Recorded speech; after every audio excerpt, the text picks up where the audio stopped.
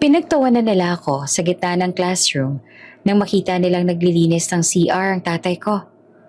Uy, anak ng janitor? Amoy mop ka siguro araw-araw. Habang sila'y tumatawa, nakayuko lang ang tatay ko sa labas ng pinto. Hawak ang walis, nanginginig ang kamay. Nilulunok ang lahat ng pang-iinsulto. Ang baon ko, tinapay at asin. Pangarap ko, mabuhay na hindi kinakahiya ang tatay ko. Sa murang edad pinangako ko sa sarili ko, balang araw, yuyuko rin kayo sa harap niya. Pero hindi nila alam, ang anak ng janitor na ito ang dudurog sa pangalan nila pagdating ng panahon.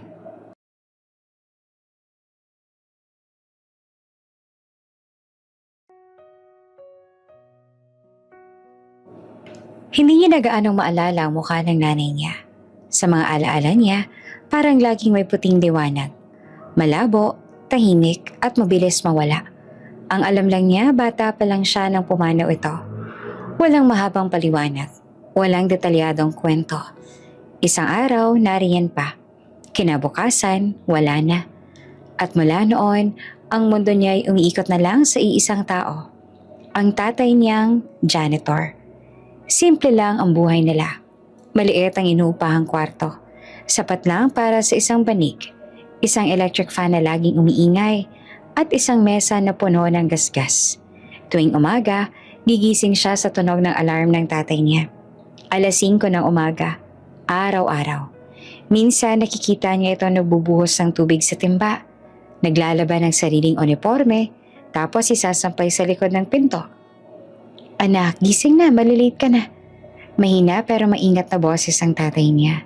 Ngumiti lang siya, kahit antok na antok pa. Bata pa siya noon. Wala pang masyadong iniintending problema. Ang alam lang niya, papasok siya sa eskwela. Bagong eskwela. Bagong klase. Bagong mga kaklase. Unang araw ng pasukan.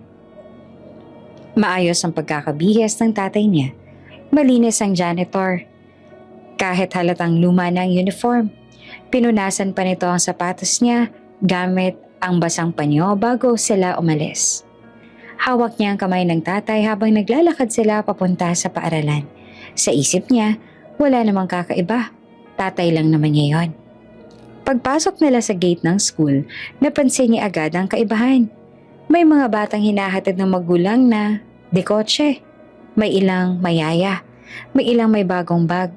Bagong sapatos, bagong uniforme. Napatingin siya sa sariling sapatos. Maayos pa naman, kahit hindi bago. Dito na lang ako, anak. Sabi ng tatay niya habang papasok na ito sa service area ng school. May lilinisin pa ako. Tumango lang siya. Hindi niya alam na ang simpleng eksenang yon ang magiging simula ng matinding sugat sa puso niya. Pumasok siya sa classroom. Umupo sa bakanting upuan sa gitna. Tahimik lang siyang nagmasid. Maya-maya may pumasok na teacher. Kasunod nito may dumaan sa hallway. May tunog ng walis, timba at mop. Napalingon ng buong klase. At doon niya nakita ang tatay niya. Nakayuko ito habang naglilinis ng CR sa tapat mismo ng classroom. Bukas ang pinto. Kita ang bawat galaw. Ang pagpisil sa mop, ang pagpiga sa basahan, ang pagpuna sa sahig. May pawis sa noon ito, pero tuloy lang. Biglang may tumawa.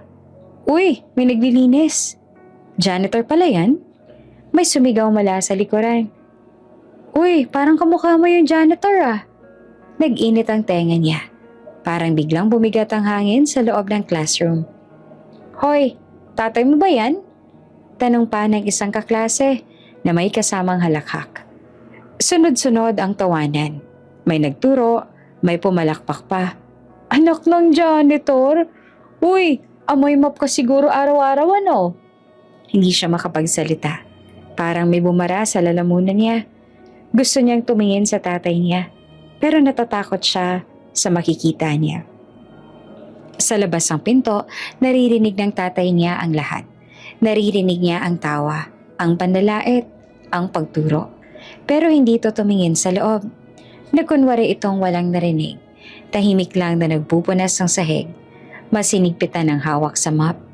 Nanginginig ang kamay pero hindi huminto. At doon, unang pumasok sa puso ng bata ang hiya.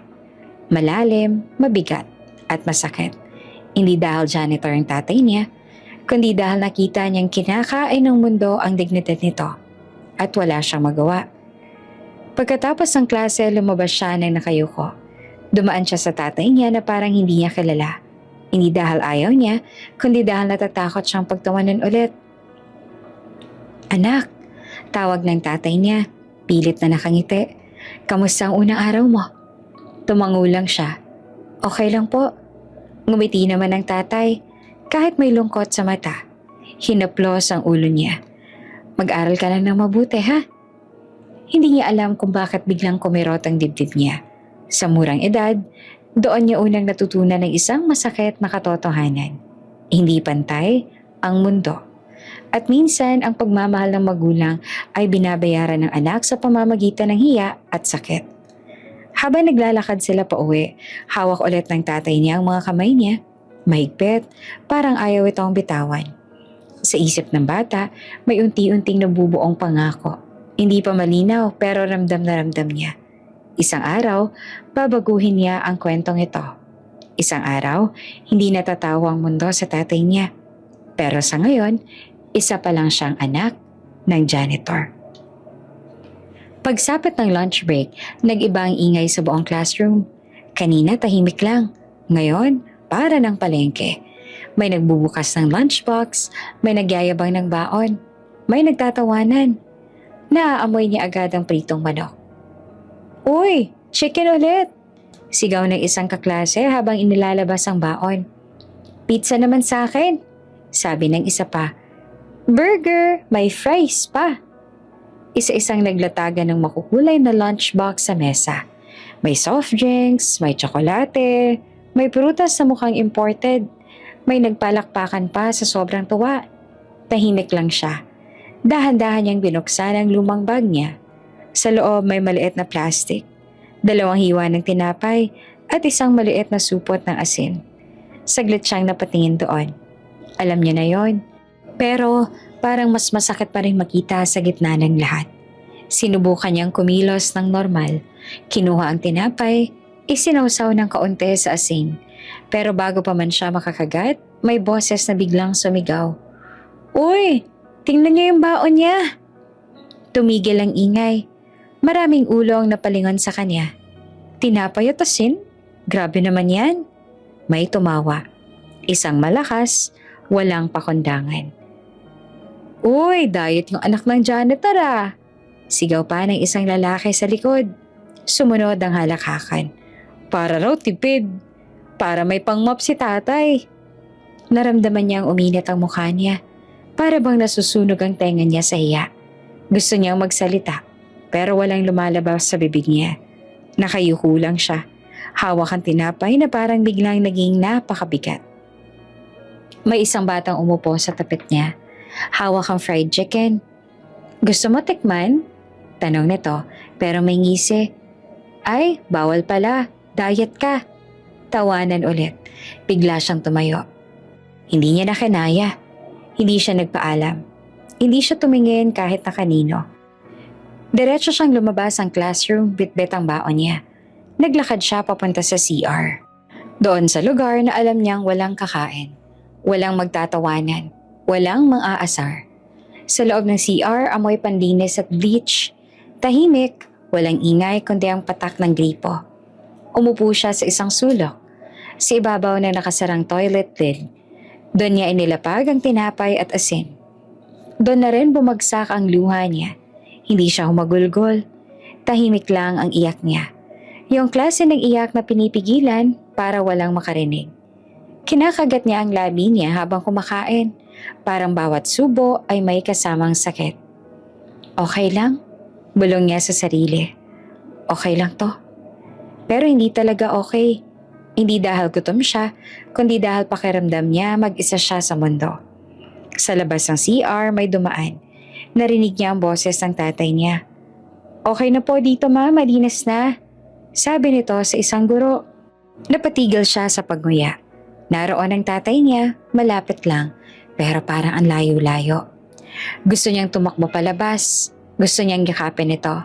Gusto niyang sabihin na nasasaktan siya pero natakot siya. Ayaw niya makita ang tatay niya, ang mga luha niya sa CR. Pagkatapos ng lunch break, bumalik siya sa classroom na parang walang nangyari. Pero ramdam pa rin niya ang bigat sa dibdib niya. Pag-uwi nila sa bahay, tahimik ang biyahe.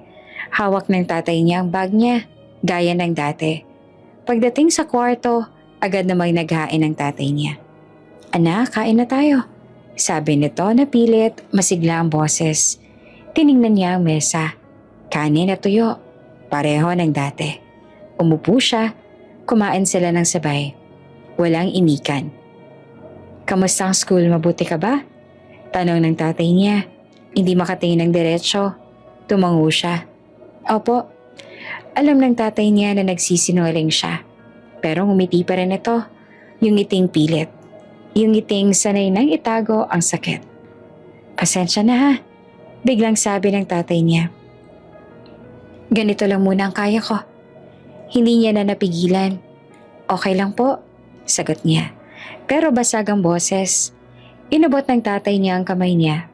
Magaspang, may kalyo, may amoy panlinis. "Balang araw anak," sabi nito ng marahan. "Giginhawa rin tayo." Tumango siya, pero sa loob-loob niya may nabubuong tanong. Gaano katagal ang balang araw? Nang gabing iyon, habang nakahiga siya sa banig, nakatitig sa kisame, bumalik sa isip niya ang tawanan sa classroom. Ang sigaw, ang baon niyang tinapay at asin. Doon niya unang naramdaman ng isang mabigat na emosyon. Hindi lang hiya, kundi galit. Hindi sa tatay niya, kundi sa mundong kayang pagtawanan ang batang gutom. At maliitin ang tatay na marangal na nagtatrabaho. Tahimik siyang pumikit. At sa loob ng dibdib niya, may unti-unting tumitigas na loob. Isang loob na hindi na basta mababasag. Isang linggo matapos ang insidente sa baon, may inanunsyo ang teacher nila. May PTA meeting daw sa darating na Sabado. Lahat ng magulang inaasahang dumalo. Habang nagsusulat ang teacher sa pesara, ramdam niya ang paninikip ng dibdib niya. Hindi dahil sa meeting mismo, kundi dahil alam niya kung sino ang dadalo para sa kanya. Ang tatay niya. Pag-uwi nila ng bahay, habang naglilinis ng maliit na lang mesa ang tatay niya, binanggit niya ang tungkol sa PTA meeting. "May meeting po sa school sa Sabado." Mahina niyang sabi. Tumigil saglit ang tatay sa ginagawa. "Ah, ganun ba?" Sagot nito. "Sige, sasama ako." Walang tanong, walang pag-aalinlangan. Parang obligasyon lang na kailangan gampanan. Gusto niyang sabihin na wag na. Gusto niyang pigilan. Pero hindi niya magawa. Alam niyang importante iyon para sa eskwela at para sa tatay niya bilang magulang. Dumating ang Sabado. Maaga pa lang nag-ayos na ang tatay niya. Hindi ito nagsuot ng ibang damit. Diretso nitong sinuot ang janitor uniform. Malinis, planchado, pero halatang gamit na. Sinuklay nito ang buhok niya gamit ang mumurahing suklay. Tapos pinunasan ng sapatos na hindi na kailanman babalik sa dating itim. "Okay na to," sabi ng tatay niya sa sarili. Nakatingin sa salamin. Tahimik lang siyang nakamasid. Pagdating nila sa school, ibang-ibang eksena kumpara sa araw-araw. Puno ang parking lot ng mga kotse. May sedan, SUV, may ilan pang mukhang bago. Ang mga magulang nakabestida ang mga nanay. Naka-Amerikana ang mga tatay. May mga pabango, may mga relo na kumikislap sa ilaw. Sa gitna ng lahat ng yon, ang tatay niya ay parang hindi kabilang. Naglakad sila papasok ng auditorium. Siya ang nauna. Hawak ang bag. Sumunod naman ang tatay niya. Bitbit ang lumang folder na lalagyan ng papel at ballpen. Pagpasok nila, marami na nakaupo. May mga magkakakilala. May nagtatawanan. May nagkakwentuhan tungkol sa negosyo, trabaho, bakasyon sa abroad. Naghanap sila ng mauupahan. May bakanting upuan sa ikalawang hilera. Papalapit na sana ang tatay niya nang biglang may babaeng umupo doon, kahit may kasama pang bakanting upuan sa kabila. Naglakad sila sa susunod na row. May lalaki naman na ka-Amerikana ang umupo sa gitna. Iniwan ng bakanting upuan sa gilid. Pero na makita niyang papalapit ang tatay niya, agad nitong inilipat ang bag niya sa bakanting upuan. Parang sinasabing may nakalaan na. Huminto ang tatay niya saglit. Dito na lang tayo. Mahina nitong sabi sabay turo sa hulihan. Umupo sila sa pinakalikod. Pero kahit doon ramdam niya ang mata, ang mga bulong, ang mga tingin na puno ng tanong at pangmamaliit. Bakit naka-uniform yan? Staff ba yan? Bakit pinapasok yan dito? Narinig niya ang mga salitang yon. Malinaw, walang pakondangan. Hindi niya alam kung narinig ba ng tatay niya o baka narinig, pero sanay na. Tahimik lang ang tatay niya. Nakaupo ng tuwid, hawak ang ballpen. Nakikinig sa principal na nagsasalita sa harap. Paminsan-minsan tumatango ito. Parang gustong ipakita ang interesado at handang makibahagi. Habang ang iba, nakataas ang kamay. Nagtatanong tungkol sa field trips, bagong pasilidad, dagdag na bayarin. May isang magulang na lumingon sa likod. Tiningnan ng tatay niya mula ulo hanggang paa. Tapos pabulong na nagsabi sa katabi. Grabe naman, pati janitor ba kasali sa PTA? Napatigil ang paghinga niya. Gusto niyang tumayo. Gusto niyang sabihin na tatay niya yon, na hindi ito janitor lang, na may karapatan itong umupo roon, katulad din ng lahat. Pero hindi niya magawa. Parang may humahawak sa lalamunan niya. Sa gitna ng meeting may pinapipirmahan na attendance sheet. Ipinasa ito mula sa unahan hanggang sa likuran. Pagdating sa tatay niya, maingat itong sinulat ang pangalan niya. Mabagal, pero malinaw. Napansin niya nanginginig ang kamay nito. Hindi dahil sa hirap magsulat, kundi dahil sa bigat ng pakiramdam. Pagkatapos ng meeting, nagtayuan ang lahat. May mga nagkamayan. May nag-usap tungkol sa susunod na project. May nagplano ng dinner. Tumayo rin ang tatay niya. Tahimik, walang kinausap. Walang kumausap. Habang palabas sila, may dalawang nanay na nadaanan nila. Sayang naman, sabi ng isa. Bakit ganun ang magulang ng bata? Mukhang hindi bagay sa school na to. Hindi na siya lumingon. Paglabas sila ng gate, huminga ng malalim ang tatay niya. Oh, tapos na. Sabi pa nito at pilit na masigla. Ayos naman ang meeting. Tumango siya. Pero ramdam niyang may nabasag na naman sa loob niya. Habang naglalakad sila pa uwi, napansin niyang mas mabagal maglakad ang tatay niya. Mas nakayuko, mas tahimik. Sa isip ng bata, doon nagsimulang tumigas ang loob niya. Kung dati hiya lang nararamdaman niya, ngayon may halong galit. Hindi galit sa tatay niya, kundi sa mga taong kayang husgahan ang halaga ng isang tao base sa suot, sa trabaho, sa estado ng buhay. Sa gabing iyon, habang naghahanda silang matulog, narinig niya ang tatay niyang umubo ng mahina sa sulok. Hindi niya alam kung paano ito pagtatanggol sa mundo. Pero isang bagay lang ang sigurado siya. Hindi siya mananatiling tahimik habang minamaliit ang tatay niya.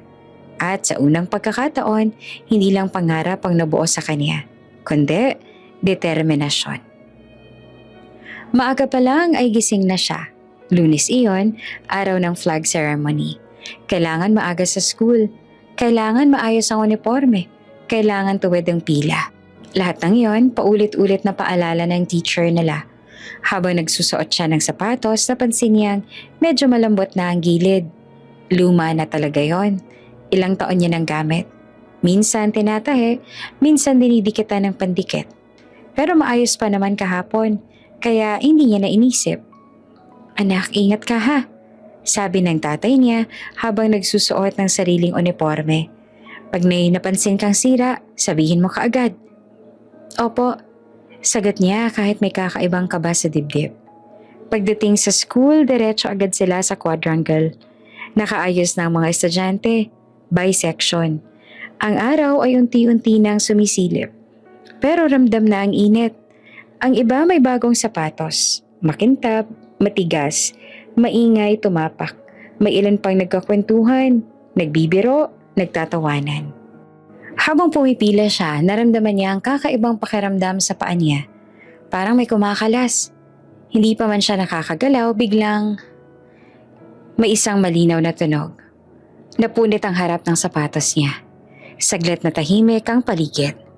Parang lahat ay napatingin sa kanya. Tapos, uy, napunit yung sapatos. Tingnan niya yan. Grabe, parang tsinelas lang. May nagduro, may tumawa, may umiling pa na parang nakakaawa. Ramdam niya ang pamumula ng mukha niya. Gusto niyang yumuko. Gusto niyang itago ang paa niya. Pero wala siyang magawa. Nakatayo siya roon, sa gitna ng pila, habang ang buong linya ay nagiging audience ng kahihiyan niya. Anak nga talaga ng janitor. Bulong ng isa, pero sapat na lakas para marinig niya. Parang may humigpit sa dibdib niya. Gusto niyang tumakbo palayo. Gusto niyang magtago. Pero hindi niya magawa. Nakatayo siya. Nanginginig ang tuhod. Mula sa gilid ng quadrangle, may isang taong mabilis na lumapit. Ang tatay niya. Hawak nito ang isang maliit na rolyo ng tape. Tape na lagi nitong daladala sa bulsa. Pang-emergency daw sa trabaho. Hindi ito nagsalita. Hindi rin ito tumingin sa paligid. Lumuhod ang tatay niya sa harap niya. Sa harap ng lahat. Dahan-dahan itong tinupi ang napunit na bahagi ng sapatos. Tapos maingat na tinapalan ng tape. Isang ikot, 2, 3. Siniguradong dikit na dikit. Tahimik ang paligid. Walang tumatawa. Walang nagsasalita. Pero ramdam niya ang mga mata. Nakatingin sa tatay niyang nakaluhod. Naka-janitor uniform. Nag-ayos ng sapatos ng anak niya na parang iyon ang pinakamahalagang bagay sa mundo. Okay na. Bulong ng tatay niya. Hindi niyan lalala. Tumango siya pero hindi niya na mapigilan ang luha niya. Hindi dahil sa hiya, kundi dahil sa pagmamahal. Isang pagmamahal na wala siyang lakas ipagtanggol. Tumayo ang tatay niya, pinunasan ng tuhod, tapos ngumiti sa kanya. Yung ngiting pilit, pero puno ng malasakit. Matibay pa yan, sabi nito. Kaya pa. Umalis ito nang parang walang nangyari. Bumalik sa gilid, hawak ang walis. Nagsimula ang flag ceremony. Umawit ang lahat ng lupang hinirang. Nakaposisyon ang kamay sa dibdib. Diretso ang tingin sa bandila. Pero siya, hindi makita ang bandila. Ang nakikita niya lang ay ang tape sa sapatos niya. Ang pagkakaluhod ng tatay niya. Ang katahimikan na mas masakit pa sa tawanan. Pagkatapos ng ceremony, nagkumpulan ulit ang mga estudyante. Grabe, nakita mo yun? Nilagyan ng tape sa harap ng lahat? Naho, kung ako yun, di na ako papasok bukas. Narinig niya lahat ng mga yon. Pero wala na siyang luha. Sa halip, may kung anong tumigas sa loob niya. Parang may pader na unti-unting nabubuo para protektahan ang puso niya. Pag-uwi nila sa bahay, tahimik lang silang dalawa. Walang nagsalita. Habang nagluluto ang tatay niya. Nakaupo lang siya sa gilid. Tinitigan ang sapatos niyang may tape. Pasensya na anak. Biglang sabi ng tatay niya. Hindi pa kita mabibili ng bago. Umiling siya. Okay lang po. Pero sa loob niya, may ibang usapan. Hindi sapat ang okay lang. Hindi sapat ang tape. Hindi sapat ang pagtitiis. Sa gabing iyon habang naghuhugas ang plato ang tatay niya, napansin niyang nanginginig ang kamay nito. Hindi sa pagod, kundi sa edad at bigat ng buhay. Doon niya naintindihan ang isang bagay. Ang tatay niya ay araw-araw lumuluhod sa harap ng mundo. Hindi dahil mahina siya, kundi dahil mahal niya ang anak niya. At sa gitna ng kahihiyang yon, may tahimik na ipinanganak sa puso ng bata. Isang pangakong balang araw, hindi na kailangan lumuhod ng tatay niya para sa kahit na sino. Hindi agad nawala ang usap-usapan tungkol sa napunit niyang sapatos. Kahit lumipas ng ilang araw, parang dala-dala pa rin niya ang tape sa paa, kahit nawala na. Sa bawat lakad niya sa hallway, may pakiramdam siyang may nakatingin, may bumubulong, may nagtatawanan sa likod niya. Isang hapon, pagkatapos ng klase, nag-aayos sila ng upuan sa classroom. Maingay ang lahat. May nagbabatuhan ng papel. May nag-uunahan lumabas. Siya, tahimik lang. Bit-bit ang bag niya. Biglang may tumabi sa kanya. Uy, Sabi ng isang kaklase niyang kilala sa pang-aasar. Ikaw pala yung anak ng janitor, ano? Hindi na siya tumingin. Nagpatuloy lang siyang maglakad. Alam mo, dagdag pa nito, mas malakas ang boses. Parang sinadya pang marinig ng iba. Kung ako ikaw, hihingi na lang ako ng bagong tatay. Parang huminto ang mundo. Hindi siya nakagalaw. Hindi siya nakahinga. Para bang may biglang sumuntok sa dibdib niya. Diretso, walang babala. May ilang tumawa. May ilan na natahimik. May ilan na nagkunwaring walang narinig. Dahan-dahan siyang lumingon. Gusto niya magsalita. Gusto niyang ipagtanggol ang tatay niya. Gusto niyang isigaw na mali ang sinasabi nito. Pero walang lumabas sa bibig niya. Nakatitig lang siya roon. Ramdam ang panginginig ng labi niya. Tapos bigla siyang yumuko. Hinigpitan ng hawak sa bag. At naglakad palabas ng classroom. Hindi siya tumakbo. Hindi siya umiyak doon. Tahimik lang siyang umuwi. Sa jeep nakatingin siya sa labas. Dumadaan ang mga tindahan, mga tao, mga batang naglalaro. Parang normal lang ang mundo. Samantalang sa loob niya, may nadurog. Pagdating niya sa bahay, nandun ang tatay niya. Nagwawala sa labas ng pinto. Oh, anak, sabi nito nang umiti agad na makita siya. Maaga kayata ngayon na. Tumangulang siya, dumaan sa tabi ng tatay niya. Pumasok sa loob at naupo sa sulok. Hindi niya nahinubad ang sapatos niya. Hindi niya binaba ang bag niya. Napansin ng tatay niya ang kakaiba. Anak, tawag nito at pumasok sa loob. May problema ba? Umiling siya, pero basag ang paghinga niya. Lumapit ang tatay niya, umupo sa tabi niya. Hindi nagsalita agad. Hinintay lang siyang huminga ng maayos. Mabigat ba ang araw mo? Mahinang tanong. Doon na rin bumigay ang pader. Sinabi po nila, pabulong niyang simula. Sabi po nila kung ako raw po sila, ihingi na lang daw po ako ng bagong tatay. Hindi niya na natapos ang sasabihin. Bigla siyang humagulgol. Hindi na tahimik, hindi na pigil. Buong katawan niya ang umiyak. Parang nilalabas lahat ng sakit na naipon mula pa noong unang araw ng pasukan. Agad siyang niyakap ng tatay niya. Mahigpit, mainit. Parang gustong ipasok ang anak sa dibdib niya para itago sa mundo. Pasensya na anak. Bulong ng tatay niya. Pasensya na. Eto lang ako. Mas lalo pa siyang umiyak. Hindi ko naman po kayo kinakahiya. Hikbi niya. Pero bakit po ganun sila? Walang sagot ang tatay niya. Hinaplas lang ito ang likod niya. Paulit-ulit. Parang sinasabing, andito lang ako. Hindi mo kasalanan yan. Sabi ng tatay niya sa wakas. Hindi mo kasalanan kung ano ang trabaho ko. Hindi rin kasalanan kung wala tayong pera. Huminga ito ng malalim. Kung pwede lang, ibibigay ko sa iyo ang lahat. Dagdag nito. Pero ito lang ang kaya ko. Doon niya naramdaman ng mas masakit na kirot.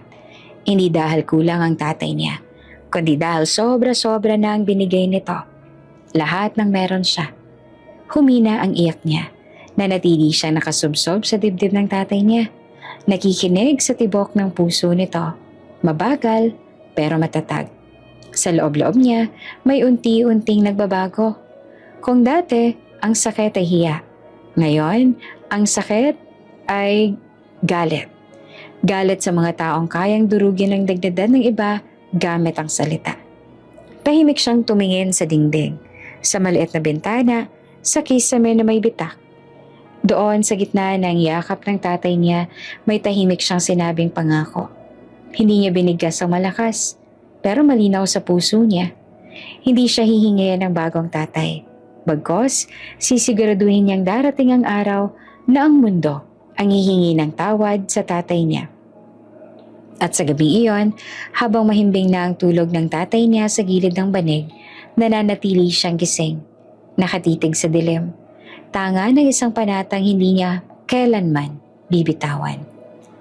Dumating ang araw ng awarding. Simula pa lang ng umaga, ramdam niya na ang kakaibang kaba sa dibdib niya. May programa raw sa school. Ibibigay ang mga medalya at sertipiko sa mga honor student. Ilang araw na rin pabulong-bulong ang mga kaklase niya tungkol doon.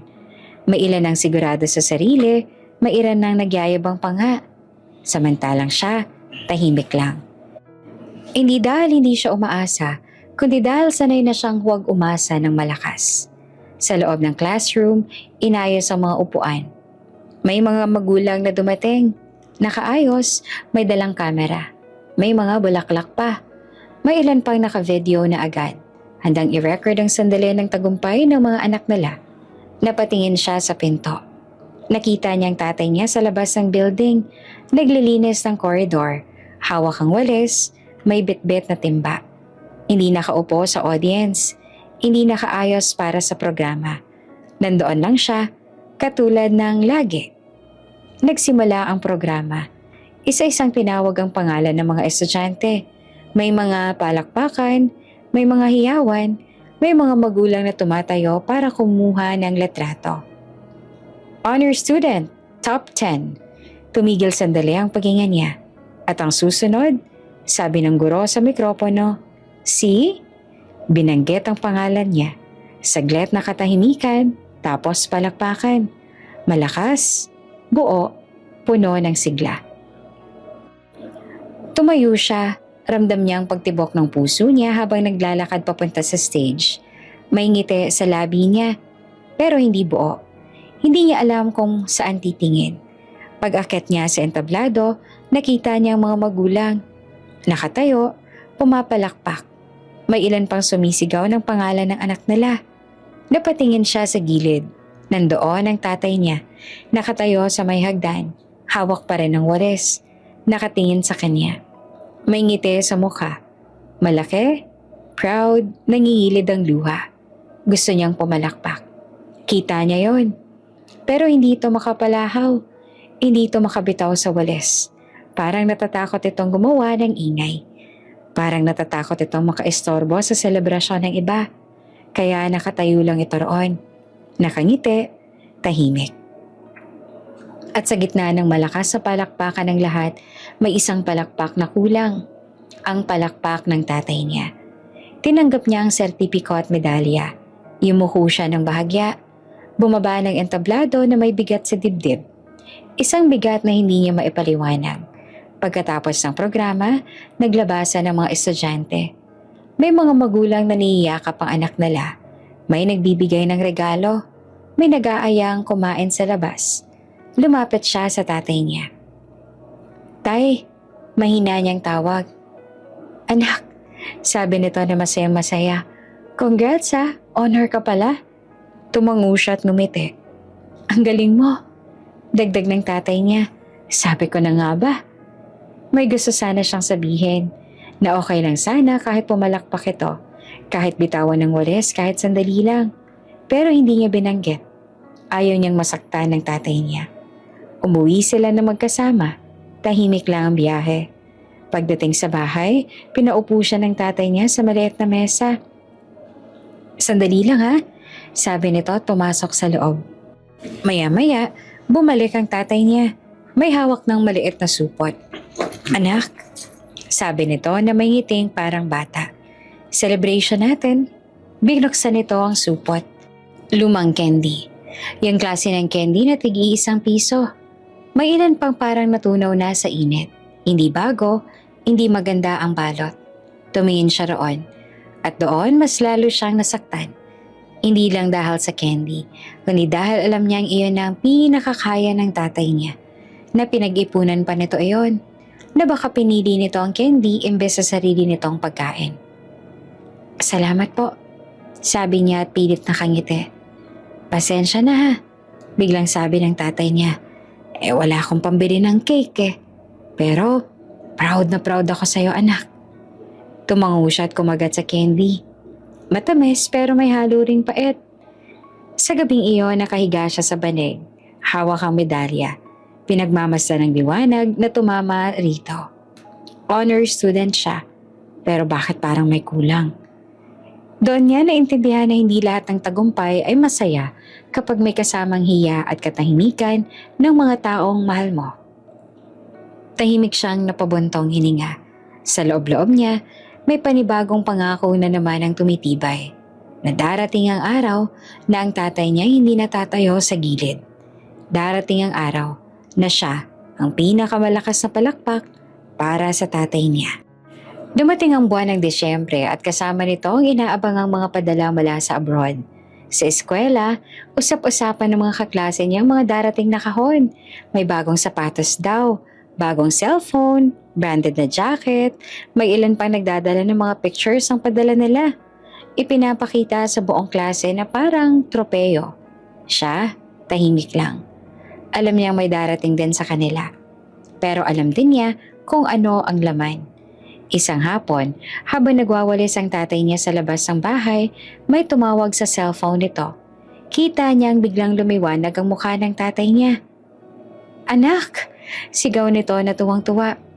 "May padala raw ang mga tita-tito mo." Gumiti siya, pilit. Sanay na siya sa eksenang yon. Ang panandaliang saya na kadalasang nauuwi sa katahimikan. Pagdating ng kahon, makalipas ng ilang araw, tinulungan niya ang tatay niyang buksan ito. Luma ang karton, halatang pinagpasapasahan na. May tape na iba-ibang kulay, parang ilang beses nang binuksan at isinara. Isa-isa nilang inilabas ang laman. May damit pero halatang luma na. May kupas na kulay, may maliit na butas, may amoy na matagal na nakatago. May sapatos din pero mali ang size. May tsokolate, expired na ang petsa. Tahimik silang dalawa. "Okay lang yan." Agad namang sabi ng tatay niya, pilit na masigla. "Pwede pa to?" Tumango siya. "Opo." Pero sa loob-loob niya, may kurot na naman. Kinabukasan may family group chat na hindi siya kasali pero nakita niya ang message sa phone ng tatay niya habang nagluluto ito. "Uy, natanggap niyo na bang padala? Pasalamat kayo kahit papaano may naipapadala. Huwag na kayong umarte, mahirap lang naman kayo." Tahimik na binaba ng tatay niya ang phone. Maya-maya, may isa pang message na pumasok. "Nga pala, may reunion sa Sunday sa bahay ni Kuya. Pero wag na kayong pumunta. Masikip." Hindi na siya nagtanong. Alam niya na ang ibig sabihin nun. Hindi sila impetado. Parang normal na lang yan sa kanila.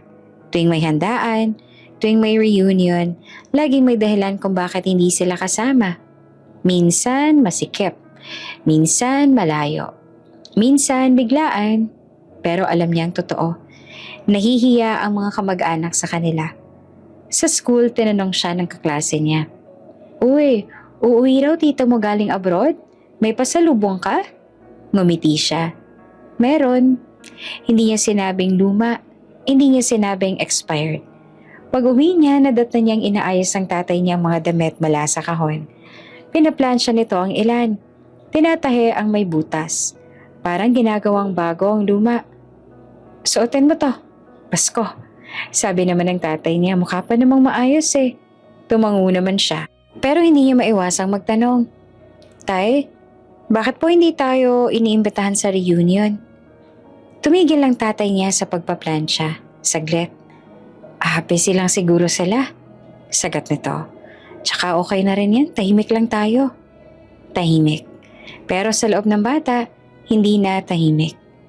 Sa mismong araw ng reunion, nakita niya sa social media ang mga letrato. Mga tita at tito niya ang nakangiti. May handa, may cake, may alak.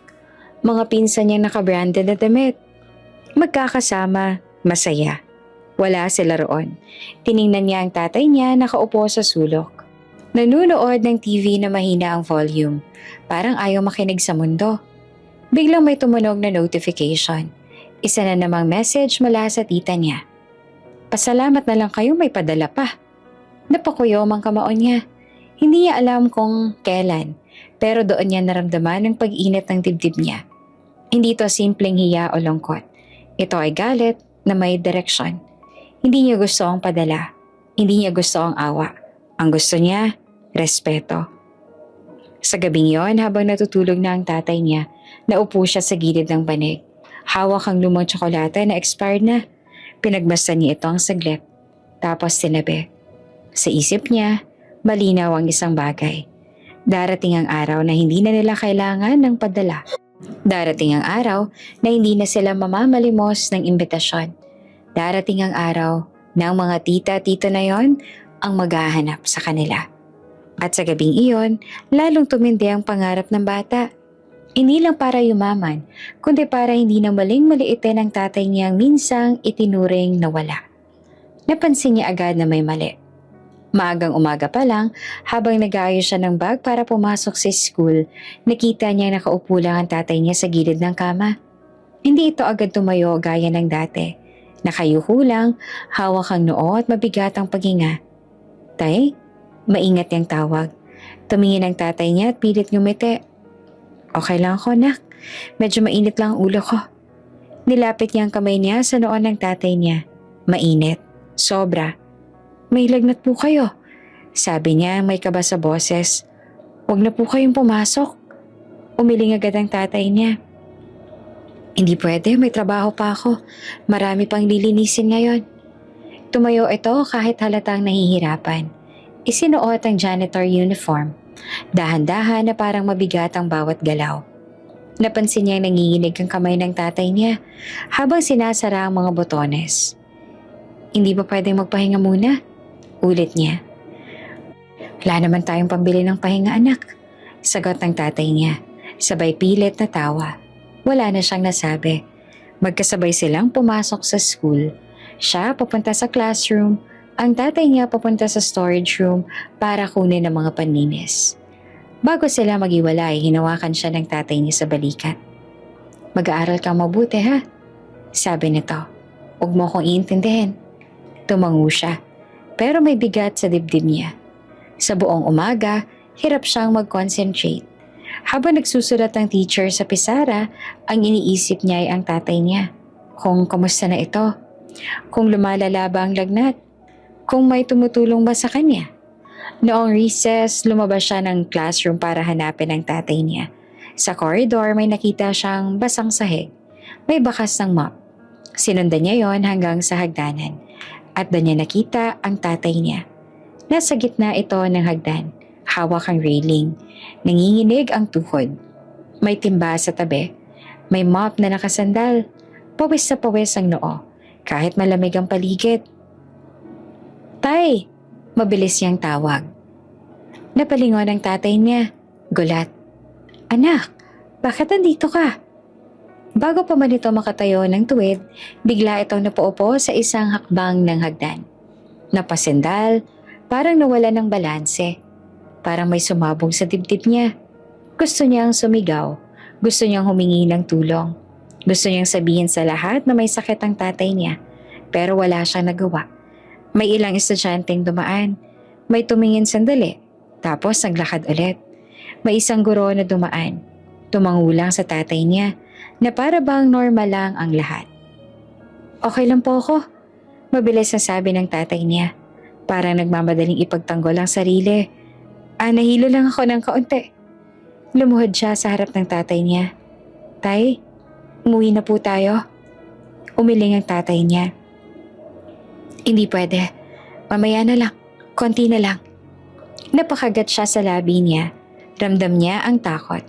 Hindi yung takot na pinagtatawanan siya, kundi yung takot na baka bigla na lang mawala ang tatay niya.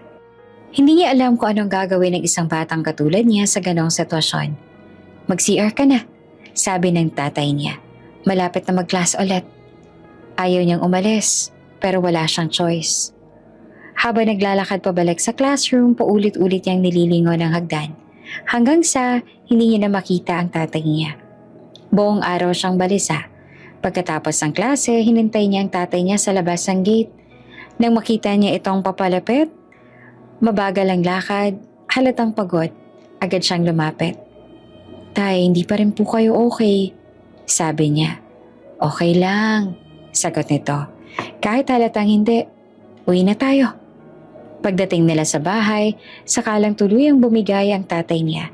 Naupo ito sa banig, napahiga at tuluyang napapikit. Nataranta siya. Kinuha niya ang bimpo, binasa at pinatong sa noo ng tatay niya.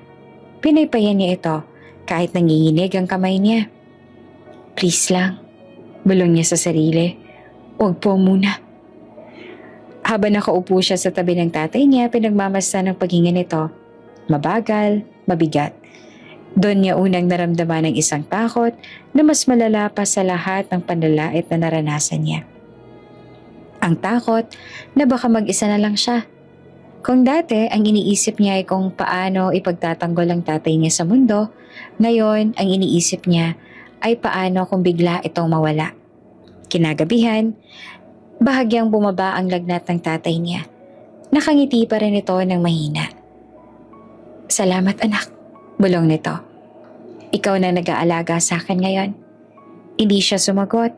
Hawak lang niya ang kamay ng tatay niya. Magaspang, may kalyo, pero mainit at buhay. Sa gabing iyon, hindi siya agad nakatulog. Nakatitig siya sa kisame. Nakikinig sa paghinga ng tatay niya. Bawat hinga ay binibilang niya sa isip. Doon niya naintindihan na ang oras ay hindi laging nasa panig ng mahihirap. At sa unang pagkakataon, ang pangarap niyang yumaman ay hindi na lang tungkol sa dignidad, kundi tungkol sa takot na mawala ng nag-iisang taong meron siya. Dumating ang graduation day na parang isang panaginip na matagal niyang hinintay pero kinakatakutan din. Mula pa lang sa umaga, ramdam niya ng kakaibang bigat sa dibdib. Halo ng saya, kaba at takot na hindi niya maipaliwanag. Sa maliit na lang kwarto, maaga siyang nag-ayos. Sinuklay niya ang buhok niya ng maingat. Inayos ang puting polo na hiniram lang at pinunasan ng sapatos sa ilang beses nang naayos at naitape noon. Sa salamin, nakita niya ang sarili. Mas matanda na, mas tahimik, mas matatag. Sa likod niya, nandoon ang tatay niya. Naka-janitor uniform. Malinis, planchado, pero hindi kailanman magiging katulad ng mga suot ng ibang magulang. Sinuklay din ito ang buhok niya. Inayos ang kwelyo at tiningnan ng sarili sa salamin na parang nagtatanong kung sapat na ba.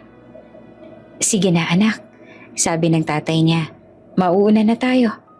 Pagdating nila sa school, parang ibang mundo ang sumulubong sa kanila.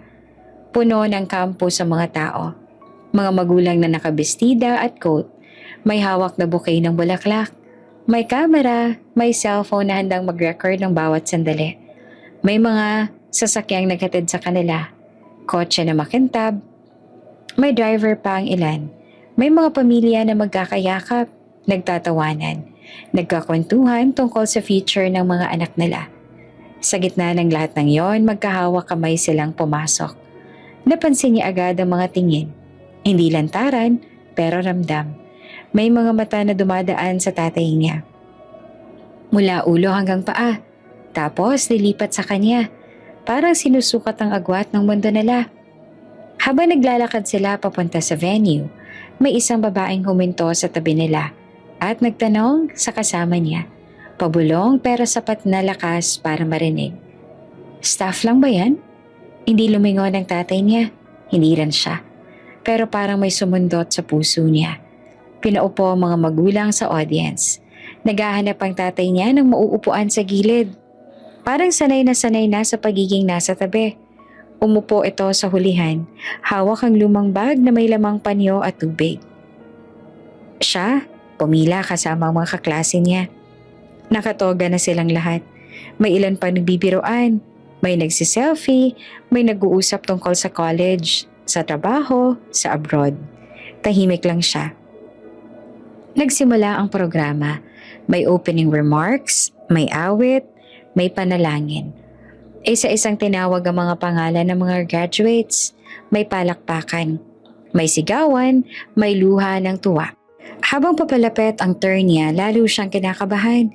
Hindi dahil sa pag-akyat sa stage, kundi dahil sa gusto niyang sabihin. Nang marinig niya ang pangalan niya, tumayo siya. Parang huminto ang oras. Ramdam niya ang tibok ng puso niya sa bawat hakbang papunta sa entablado. Pag-akyat niya, hinanap niya agad ang tatay niya sa audience. Nakita niya ito. Nakatayo ito kahit hindi naman kailangan. Parang gusto niyang makita ng mas malinaw. Nakangiti, nangingilid ang luha, hawak ang panyo. Inabot sa kanya ang diploma.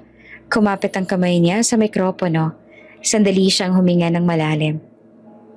"May ilang salita pa po ba kayo?" Tanong ng guro.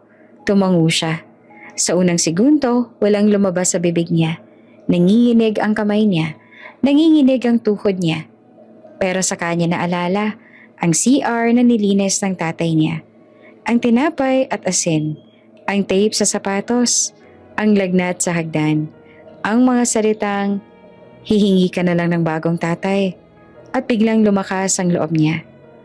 Para po ito sa tatay ko, sabi niya, nanginginig ang boses pero malinaw. Tahimik ang venue. Siya po nagpalaki sa akin mag-isa. Siya po naglinis ng sahig ng paaralang ito para makapag-aral ako rito. May narinig siyang mahinang ungol sa audience. May umubo. May huminga ng malalim. Kung wala po siya, dagdag niya. Wala po ako rito ngayon. Tumigil siya sandali. Tumingin siya diretso sa tatay niya. Salamat po, tay. Hindi niya nakinaya. Napapikit siya saglit. May pumatak na luha. Pagbaba niya ng entablado, nagpalakpakan ng audience. Hindi kasing ingay ng iba, pero totoo. May ilan pang tumayo.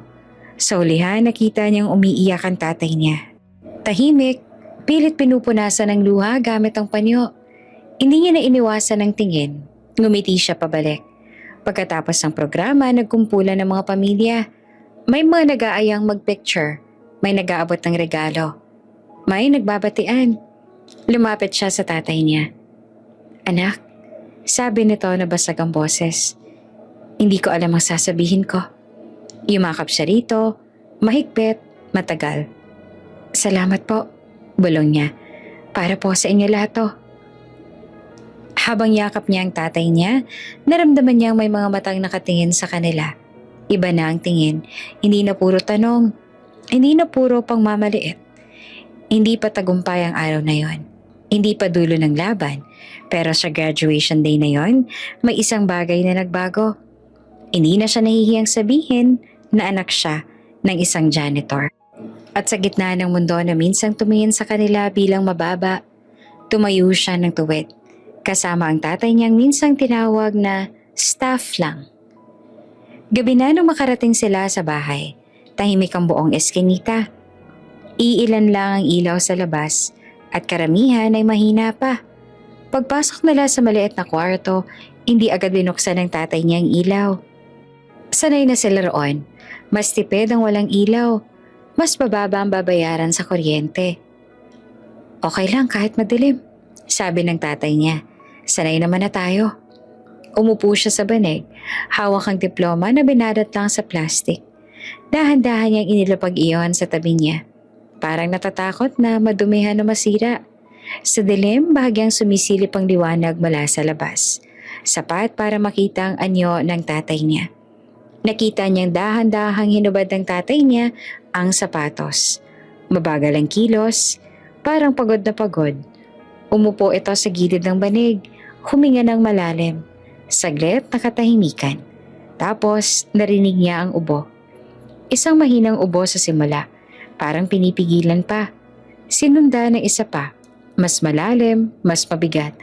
Parang may kumikiskis sa dibdib ng tatay niya sa bawat paghinga. Tay, maingat niyang tawag. Okay lang to. Sagot naman ng tatay niya agad, kahit halatang pilit. Nalalamigan lang siguro ako. Pero ramdam niya na hindi lang lamig iyon. Lumapit siya, umupo sa tabi ng tatay niya. Sa dilim nakita niyang hinawakan nito ang dibdib niya. Marahan, parang sinusubukang pigilan ng sakit. Naalala niya ang mga nakaraang taon. Ang mga araw na pumasok ang tatay niya kahit may lagnat. Ang mga gabing umuubo ito ng palihim. Ang mga umagang nanginginig ang kamay pero tuloy pa rin sa trabaho. Lahat ng iyon parang biglang bumalik sa isip niya. Tay, sabi niya ulit, mas mahina. Pagod na po kayo. Tahimik lang ang tatay niya. Hindi agad sumagot. Tumingin lang ito sa sahig, sa madilim na bahagi ng kwarto. Kailangan, sagot nito sa wakas, hanggat kaya pa. Parang may humigpit sa dibdib niya. Hindi niya alam kung saan magsisimula. Maraming salita ang gustong lumabas. Galit, takot, pangamba. Pero ang lumabas lang ay buntong hininga. Tahimik silang dalawa sa loob ng ilang sandali. Sa labas may dumaan na motor. Sa loob, tanging paghinga at ubo ng tatay niya ang naririnig. Doon sa madilim na kwartong iyon, biglang bumigat ang lahat. Hindi na ito tungkol sa graduation. Hindi na ito tungkol sa diploma o medalya. Tungkol ito sa oras at sa takot na baka maubos ang oras na kasama niya ang tatay niya. Tay, bigla niyang sabi, mas buo na ang boses kaysa inaasahan niya. Oops! May break muna. Gusto mo bang ma-shoutout dito sa channel ni Ate Jane? Mag-comment lang ng lesson you learned from the latest story uploaded. Dahil pipili kami ng isang best comment of the day para i-shoutout sa susunod na upload. Kaya huwag kalimutang mag-iwan ng lesson you learned after you watch this video. Maraming salamat! Shoutout nga pala kina Maria Raquel Pestano from Quezon Province, Corazon Guanzon from Athens, Greece, at Gaudencio Manicdo from Tarlac.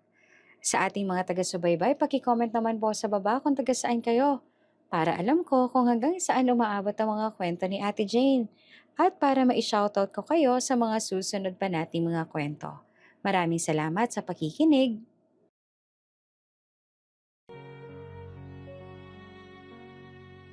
Napalingon naman ang tatay niya. Sa dilim, nakita niyang kumikislap ang mata nito. Balang araw, sabi niya, dahan-dahan, malinaw ang bawat salita. Hindi na po kayo maglilinis ng sahig ng iba. Nanatiling tahimik ang tatay niya. Balang araw, ipinagpatuloy niya. Hindi na po kayo gigising ng madaling araw para magwalis. Hindi na po kayo hahawak ng mop. Ako na pong bahala. Huminga siya ng malalim. Papangako ko po yan. Sa dilim nakita niyang bahagyang gumalaw ang balikat ng tatay niya. Akala niya ay hindi ito iimik. Akala niya ay magbibiro lang ito, gaya ng dati. Pero hindi. Tama na anak, mahinang sabi ng tatay niya. Ayos na ako kahit ganito. Basta maayos ka. Parang may kumirot sa puso niya. Hindi po, sagot niya naman agad. Hindi po sapat na ako lang maayos. Kailangan din po kayo. Tahimik ulit. Dahan-dahang iniangat ng tatay niya ang kamay niya at inilapat sa balikat niya. Mabigat ang kamay, pagod pero mainit. Hindi ko hinihingi yan, sabi ng tatay niya. Hindi ko kailangan ng kapalit sa lahat ng ginawa ko. Alam niya yon, pero hindi iyon ang punto. Hindi po to kapalit, sagot niya. Pasasalamat po ito. Sa dilim may pumatak na luha. Hindi niya agad napansin, pero nang marinig niya ang bahagyang pagsinghot ng tatay niya, saka niya nakita. Tumatakbo ang luha mula sa mata nito. Dumadaan sa pisngi at nawawala sa anino ng gabi. Hindi umiiyak ng malakas ang tatay niya. Tahimik lang. Parang sanay na ring umiyak nang walang nakakaalam. Hindi ko akalain.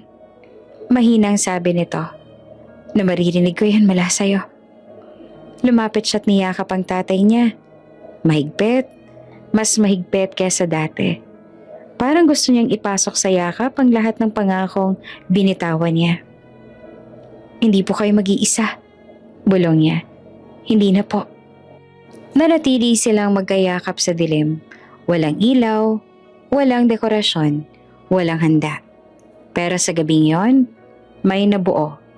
Isang pangako na hindi lang basta salita. Isang pangakong hinulma ng lahat ng hiya, sakit, takot at pagmamahal na naranasan niya mula pagkabata. Nang humiwalay sila, humiga ang tatay niya sa banig. Pinagmasdan niya itong pumikit. Dahan-dahan ang paghinga. Maya-maya, narinig niya ang mahina at pagod na hilik. Nanatili siyang gising. Nakatitig siya sa kisame, sa dilim. Paulit-ulit sa isip niya ang mga salitang binitiwan niya. Balang araw. Hindi niya alam kung gaano katagal. Hindi niya alam kung gaano kahirap. Pero alam niya ang isang bagay. Hindi na siya aatras. Sa madilim na kwartong yon kung saan natutunan niyang magtipid ng ilaw para mabuhay, doon niya pa rin pinailaw ang pangakong magbabago sa buhay nilang mag-ama. Hindi naging madali ang pagpasok niya sa kolehiyo. Sa papel, scholar siya dahil janitor ang tatay niya.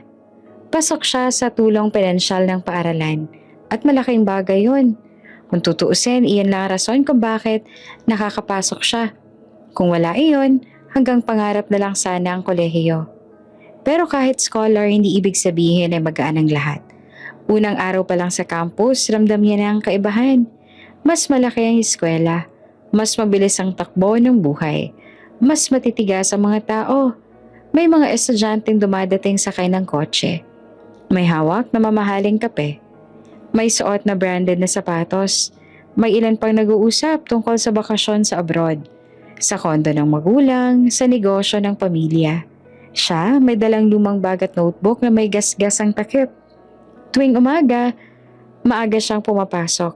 Hindi lang dahil sa klase, kundi dahil may trabaho pa siya bago iyon. Sa isang maliit na karinderya malapit sa campus, naglilinis siya ng mesa. Naghuhugas ng pinggan. Minsan, nagsiserve ng pagkain. Minsan, sa hapon naman, nagtututor siya ng mga batang kapitbahay kapalit ng kaunting bayad. Pagod siya palagi. May mga gabing diretso tulog na siya sa lamesa. Hawak pa ang ballpen. May mga umagang pumapasok siyang kulang sa tulog pero buo ang loob. Para to kay tatay. Paulit-ulit niyang sinasabi sa sarili. Sa bahay, pilit pa rin nagtatrabaho ang tatay niya kahit gusto na sana niyang pigilan. Wala pa siyang kakayahang palitan ng kita nito kaya pareho silang kumakayod. Magkaiba lang ng paraan. Isang linggo, may family gathering ulit. Hindi reunion, birthday lang na isa sa mga tita niya. Nagpadala ng imbitasyon pero parang obligasyon lang, hindi bukal. Pumunta kayo kung gusto niyo, sabi ng tita sa tawag. Pero huwag kayong magtatagal ha. Nagpunta sila. Sa bahay ng tita niya, puno ng tao. May handa, may tawanan, may kwentuhan tungkol sa negosyo at trabaho. At nang ipakilala siya ng tatay niya, "Oh, eto na yung anak ko," sabi nito na may ngiti. "Nagka-college na." May saglit na katahimikan. "Scholar?" Tanong ng isang tita ng diretso. "Opo," sagot niya. "Ah," sabi nito sabay ngiting pilit. "Sayang lang, pinag-aaral ka." Parang may sumampal sa kanya. "Sa panahon ngayon, mahirap ang buhay." Dagdag pa ng tita niya. "Kahit makatapos ka pa, ano bang aasahan mo? Wala namang kayong puhunan." Tahimik ang lahat. Tumingin siya sa tatay niya. Kita niyang pagkuyom ng kamao nito. Ang pilit na pagngiti. Gusto niyang sumagot. Gusto niyang ipagtanggol ang sarili niya, ang tatay niya, ang pangarap niya. Pero hindi siya nagsalita. Ngumiti lang siya, tumango, parang wala lang. Pero sa loob niya, may nag-iipon. Galit, lakas, determinasyon. Pag-uwi nila hindi sila nag-usap. Pareho silang pagod. Siya sa salita ng mga kamag-anak. Ang tatay niya sa bigat ng konsensya. Kinagabihan habang nag-aaral siya, narinig niya nagwawalis pa rin ang tatay niya sa labas kahit gabi na. "Tay," sabi niya, "pahinga na po kayo." "Konti na lang," sagot naman ito, "para sa baon mo bukas." Napapikit siya sandali. Sa mga sumunod na buwan, mas naging mahirap ang lahat. Mas mahirap ang subjects. Mas mahirap pagsabayan ng trabaho at pag-aaral. May mga araw na gusto niya nang sumuko. May isang beses bumagsak siya sa isang exam. Unang beses mula nang mag-aral siya, umuwi siyang tahimik. Hawak ang papel na may pulang marka. "Tay," sabi niya na nanginginig ang boses. "Bumagsak po ako." Tiningnan siya ng tatay niya. Hindi galit, hindi disappointed. "Okay lang yan," sabi nito. "Di ka naman makina, tao ka lang." Doon siya napaiyak. Sa gitna ng lahat ng hirap, may isang bagay na hindi nawala, ang pangarap. Hindi siya sumasagot sa pangmamaliit ng mga kamag-anak. Hindi siya pumapatol sa mga tanong ng kaklase kung bakit wala siyang bagong cellphone. kung bakit lagi siyang pagod. Sa halip, inipon niya ang lahat ng yon. Parang bawat pangiinsulto ay nagiging gasolina. Bawat pagod ay nagiging puhunan. Tuwing gabi bago siya matulog, naiisip niya ang pangako niya sa madilim na kwarto. Balang araw. Hindi niya alam kung kailan, pero alam niyang hindi masasayang ang bawat pagod. Bawat tahimik na luha, bawat hindi pagsagot. Dahil sa kolehiyo, hindi lang naman talino ang hinuhubog, kundi ang tibay ng loob ng batang minsang sinamihang, sayang lang na pag-aralin. Dumating din ang araw na matagal niyang hinihintay. Ang unang sahod niya, hindi to malaki. Hindi to sapat para baguhin agad ang buhay nila. Pero para sa kanya, para na itong isang tropeyo. Katibayan na kahit unti-unti gumagalaw ang mundo sa direksyong pinapangarap niya. Nakatayo siya sa labas ng maliit na opisina kung saan siya nag-on-the-job training. Hawak ang sobre, simpleng sobre lang, may pangalan niya at petsa. Pero sa loob nito, may laman na higit pa sa pera. May pag-asa. Hindi siya dumiretso pa uwi. Naglakad siya papunta sa isang tindahan ng sapatos. Hindi ito sosyal, walang salamin na kumikislap, walang mamahaling brand. Pero maayos ang display. Malinis, tahimik. Pumasok siya. Tingin-tingin lang po, sabi niya agad sa sales lady, kahit alam niyang may pakay naman siya. Lumibot siya, sinukat ng mata ang bawat pares. Hinawakan ng mga sintas, pinisil ang swelas. Tiningnan kung matibay ba. Hindi niya hinanap ang pangporma, hinanap niya ang pangmatagalan. Nakita niya ang isang pares, itim, simple, matibay ang tahi. Hindi mamahalin, pero hindi rin mumurahin. Kinuha niya. Ano po ang size po? Tanong ng sales lady. Binanggit niya ang size ng tatay niya. Kabisa niya iyon. Mas kabisado pa kaysa sa sarili niya. Para po kanino? Tanong ng sales lady. Para po sa tatay ko. Sagot niya naman. Ngumiti ang babae. Magugustuhan niya yan. Pagbayad niya, halos kalahati ng sahod niya ang nawala. Pero hindi siya nang hinayang. Hindi man lang kumurap. Paglabas niya ng tindahan, may hawak siyang paper bag. Napangiti siya. Tahimik, parang may lihim. Pagdating niya sa bahay, nakita niya ang tatay niya. Nasa labas, nagwawalis pa rin. Pareho pa rin ang itsura. Pareho pa rin ang kilos. Parang walang nagbago. Tay? Tawag niya. Oh, sagot naman ng tatay niya na hindi tumigil sa pagwawalis. May pasalubong po ako. Tumigil ang walis. Ha? Bakit? Tanong nito na nagulat. Lumapit siya at iniabot ang paper bag. Para po sa inyo. Nagkunot noo ang tatay niya. Ano na naman yan? Huwag ka nang gumastos. Hindi siya sumagot. Ngumiti lang siya. Dahan-dahang kinuha ng tatay niya ang bag. Binuksan at nang makita ang laman, parang may humigpit sa dibdib nito. Sapatos. Bagong sapatos. Tahimik ang tatay niya. Matagal, parang hindi makapaniwala. Anak, basag ang boses nito. Para sa akin to? Opo, sagot niya. Unang sahod ko po.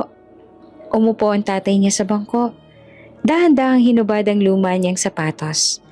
Yung ilang beses nang tinahi, ilang beses nang napudpod. Inilagay sa tabi, tapos ay maingat na sinuot ang bagong sapatos. Parang natatakot itong masira.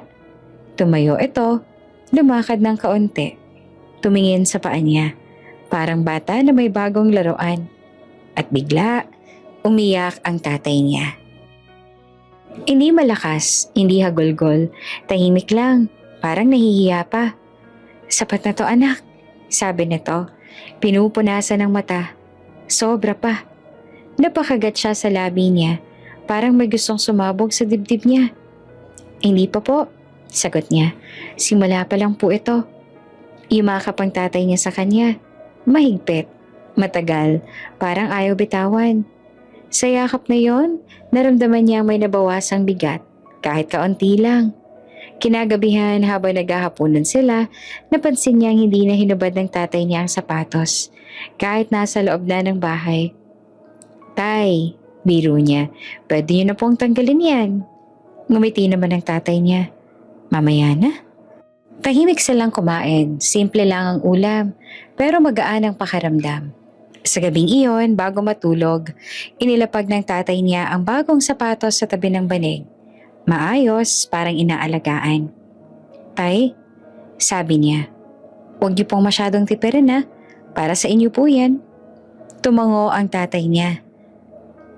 Salamat, sagot nito. Hindi ko makakalimutan to. Nakahiga siya, nakatitig sa kisame. Sa isip niya malinaw ang isang bagay. Hindi pa ito ang tagumpay. Tahimik lang ito ang simula. Isang maliit na hakbang sa mahabang lakbayin. Pero sa unang sahod iyon, napatunayan niya sa sarili niya. Kaya pala niyang tuparin ang pangako. At sa likod ng katahimikan ng gabi, habang mahimbing na ang tulog ng tatay niyang may bagong sapatos, muling bumalik sa isip niya ang isang salita. Balang araw. At alam niyang papalapit na yon. 20 taon ang lumipas. Kung may isang bagay na hindi nagbago, iyon ay ang paraan ng mundo. Mahilig pa rin itong sumunod sa kung sino ang may hawak ng kapangyarihan. Ang nagbago lang ay kung nasaan siya nakatayo ngayon. Mula sa batang kumakain ng tinapay at asin sa CR, heto na siya ngayon, nakaupo sa loob ng isang maluwang na opisina sa itaas ng gusali. May salaming bintana mula sahig hanggang kisame. Kita ang buong lungsod sa ibaba. Mga ilaw, sasakyan, taong nagmamadali. Sa mesa niya may laptop, may folder na mga kontrata, may plaka na may pangalan niya at posisyon, CEO. Hindi niya na binibilang kung ilang beses siyang narinig ang salitang iyon na binanggit kasabay ng pangalan niya. Sanay na siya. Sanay na rin siya sa pagtingin ng mga tao. Puno ng respeto, minsan paghanga, minsan takot. Pero sa loob niya pareho pa rin siya. Tahimik, maingat, hindi pala salita. Sa labas ng opisina niya, abala ang lahat. May assistant na papasok para magpaalala ng meeting. May tumatawag na investor. May naghihintay na media interview. Sir, sabi ng assistant niya, may event po mamaya, alumni gathering po. Guest speaker po kayo. Tumango siya. Okay. Hindi niya tinanong kung bakit siya. Alam niya naman na ang sagot. Kapag may pangalan ka na, kusa nang dumarating ang imbitasyon. Sa parehong araw na yon, kumalat sa social media ang balita. Siya ang magiging guest speaker sa event.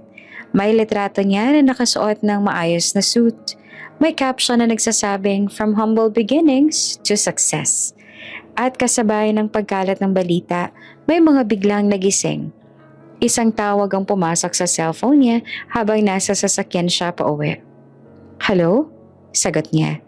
Uy, masiglang boses sa kabilang linya. Naaalala mo pa ba ako? Tita mo to. Saglit siyang natahimik. Matagal na siyang hindi tinatawag ng mga kamag-anak niya.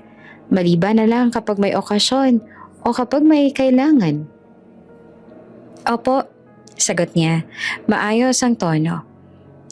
Nabalitaan ko ikaw raw yung CEO na in-interview sa TV? Sabi ng tita niya. Grabe, proud na proud kami sa'yo. Kami, napangiti siya. Hindi sa saya, kundi sa pamilyar na pakiramdam. Naalala mo ba? Patuloy ng tita niya. Kami yung laging tumutulong sa iyo noon. Kami yung nagpapadala sa inyo. Kung hindi dahil sa amin, hindi niya na pinatapos. Opo, sagot niya lang ng maikli, walang emosyon. Pagbaba niya ng tawag may pumasok pang isa. At isa pa. Mga tita, mga tito, mga pinsan na biglang naging malapit. Lahat may iisang tono.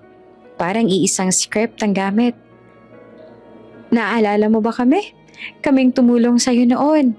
Kung may kailangan ka, andito lang kami, ha? Habang nakikinig siya, bumabalik sa isip niya ang mga lumang eksena. Ang mga padalang lumang damit. Ang expired na tsokolate, ang mga reunion na hindi sila imbitado. Ang linyang pasalamat na lang kayo may padala pa. Ngayon, parang nagbago na ang kwento. Pagdating niya sa bahay, hindi na maliit ang kwarto, kundi maayos na bahay na may tahimik na bakuran. Nandoon ang tatay niya, nakaupo sa sala, Nagbabasa ng dyaryo. Maayos ang suot. Simple lang, pero malinis at komportable. Tay, sabi niya nang ngumiti. Tumingin ang tatay niya at ngumiti rin. Ang aga mo ngayon. May event po mamaya, sagat niya. Tumango ang tatay niya. Kumain ka na ba? Umiling siya. Mamaya na po. Umupo siya sa tabi ng tatay niya. Saglit na katahimikan. Tay, bigla niyang sabi, may mga tumatawag po sa akin. Ha? Sagot ang tatay niya. Parang alam na. Mga kamag-anak ba yan? Opo. Hindi na nagtanong ang tatay niya. Hindi na rin nagkomento. Parang matagal na itong tinanggap na darating ang araw na yon. Hayaan mo na, sabi ng tatay niya sa wakas. Ganyan talaga ang mundo. Tumango siya. Pero sa loob-loob niya, alam niya namang hindi pwedeng basta na lang hayaan ang kasinungalingan. Sa alumni event, puno ang venue. May mga estudyanteng naka-formal, may mga guro. May mga bisita mula sa media. Nang ipakilala siya bilang guest speaker, malakas ang palakpakan. Habang papunta siya sa stage, nakita niya sa audience ang ilang pamilyar na mukha. Mga tita, mga tito. Nakaayos, nakasmile. Parang matagal na silang bahagi ng buhay niya. May isa pang narinig yung pabulong habang dumadaan siya sa gilid ng stage. Yan yung pamangkin namin. Matagal na naming tinutulungan yan. Hindi siya tumingin. Umakyat siya sa entablado. Pagharap niya sa mikropono, tumahimik ang buong venue. Magandang hapon po, panimula niya. Marami pong salamat sa imbitasyon. Nagkwento siya tungkol sa sipag, tiyaga at disiplina. Maayos ang daloy, profesional, lahat ng inaasahan ng audience. Pero sa likod ng bawat salitang binibigkas niya, may ibang kwento na kumikirot. Alam niyang darating ang oras. At habang pumapalakpak ang mga tao, habang ngumingiti ang mga kamag-anak niyang biglang naging proud, malinaw sa isip niya. Pinipilit nilang i-rewrite ang history, pero hindi lahat ng kwento ay pwedeng baguhin. Hindi niya inaasahan na tatawag pa ang producer ng isang sikat na real-life TV program. Sir, gusto po naming i-feature ang life story ninyo. Sabi ng boses sa telepono. From humble beginnings to success, inspirasyon po kayo ng marami. Tahimik siyang nakinig. Hindi ito ang unang imbitasyon. Ilang beses na siyang tinawag ng media.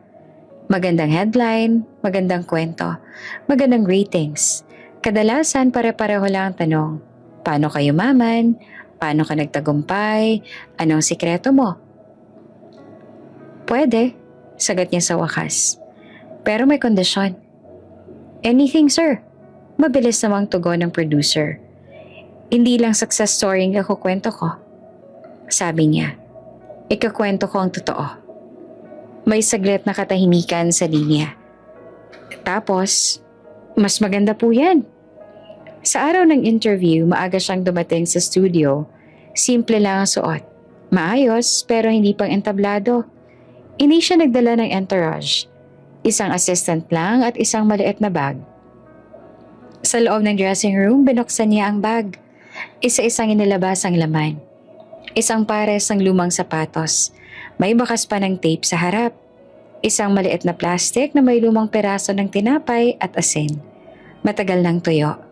Isang peraso ng sertipiko na may gusot sa gilid. Tahimik siyang napatingin sa mga iyon.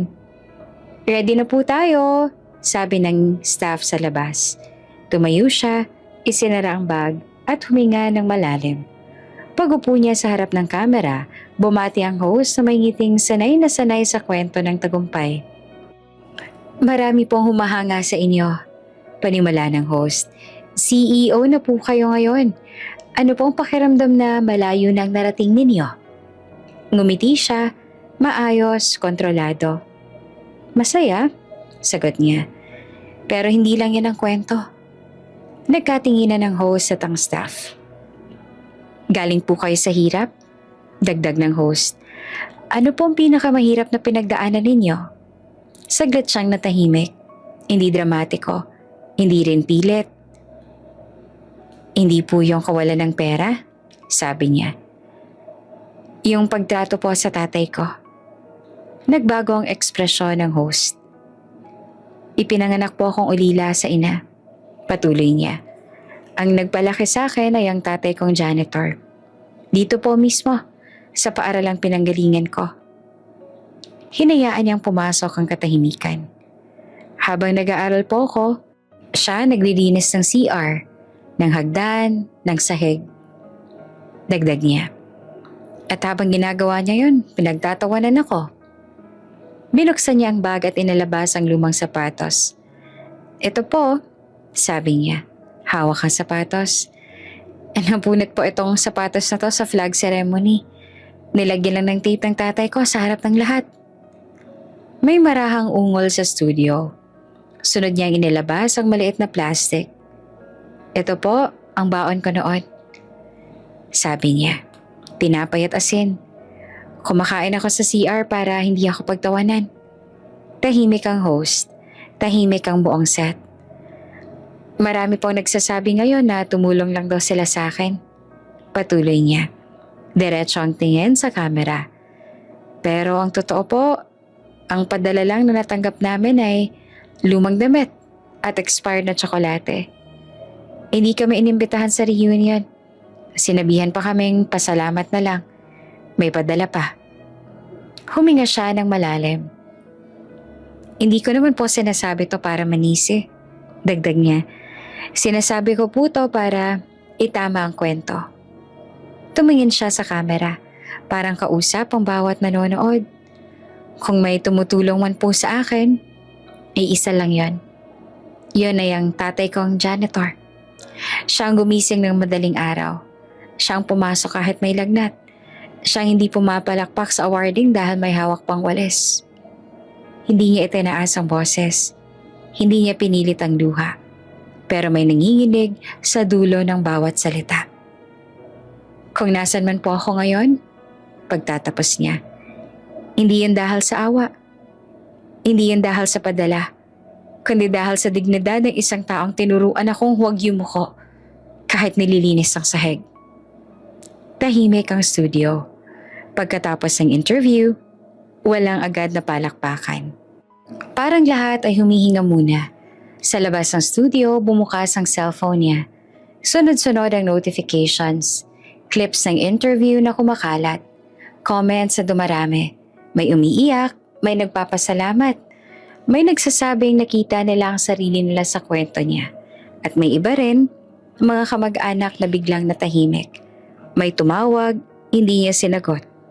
Pag-uwi niya sa bahay, nandun ang tatay niya, nakaupo sa sala, hawak ang remote, kita sa TV ang replay ng interview.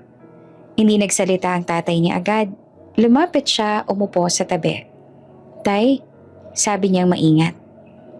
Kung ayaw niyo po, umiling ang tatay niya. May luha sa mata, pero may ngiti sa labi. Salamat, sabi nito. Hindi dahil prinotektahan mo ako, kundi dahil sinabi mo ang totoo. Tahimik silang nagkatabi. Sa gabing iyon, hindi na lang kwento ang binago.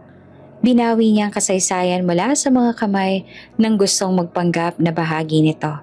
At sa labas, habang patuloy na kumakalat ang interview, unti-unting lumilinaw ang susunod na mangyayari. Hindi na prebado ang katotohanan at may mga taong haharap sa resulta nito. Hindi pa humuhupa ang ingay ng TV interview nang sumabog ang sunod na balita. May imbitasyon para sa isang special school event. Isang public forum na may kasamang alumni recognition. Kasunod ng interview, biglang naglabasan ng mga kwento ng mga dating kaklase, mga guro at mga magulang na nakasaksi doon. Lahat gustong magsalita. Lahat gustong magpatunay. Pumayag siya. Isang beses pa. Sa venue, puno ng upuan. May media, may alumni, may mga estudyante. Sa gilid nandun ang tatay niya. Tahimik, maayos ang suot. Pero halatang payat at maputla. Pinilit nitong umiti nang magkatitigan sila. Tay, okay lang po ba kayo? Tanong niya na mahina. Oo, sagot ng tatay niya na mabilis. Ayos lang ako, andito lang ako. Sa stage nagsimula ang programa. Isa-isang tinawag ang mga alumni na may kwento. At doon, parang bumukas ang lumang pinto ng alaala ng buong paaralan. Isang dating guro ang tumayo.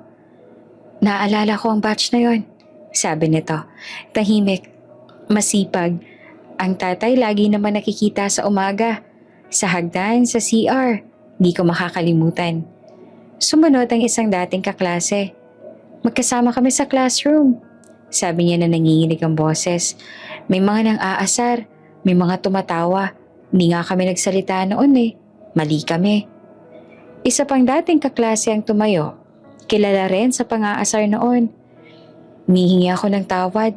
Diretsong sabi niya. Ako yung nagsabi ng masasakit. Wala akong maidadahilan.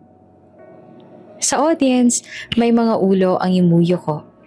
At saka parang tinulak ng pagkakataon. Tumayo ang isa sa mga tita. Gusto ko lang linawin. Sabi nito na pilit na kalmado. Natumulong kami. Hindi pa tapos ang pangungusap. May sumingit na boses mula sa likuran. Talaga? Tanong ng isang babae.